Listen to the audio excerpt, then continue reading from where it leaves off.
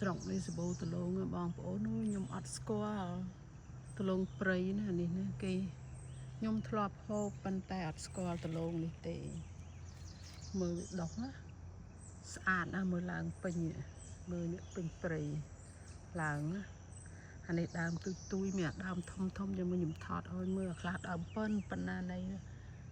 បើស្គាល់ប្រាប់ផងអានេះតលងអីគេនេះល្អណាស់មើលដើមវាអាចាស់ងាប់ទៅនេះអាថ្មីដុះនេះធ្លាប់ហូបតលងព្រៃហ្នឹងក៏ប៉ុន្តែអត់ដែលស្គាល់ដើមទេបងប្អូនហ្នឹង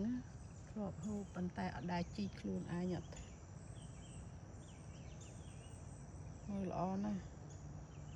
ហ្នឹងឯងប្រាប់ផងតលងអីហ្នឹងច្រើននេះនៅផ្លូវដាហ្នឹងច្រើនណាស់នៅកន្លែងខេមក្រៅហ្នឹង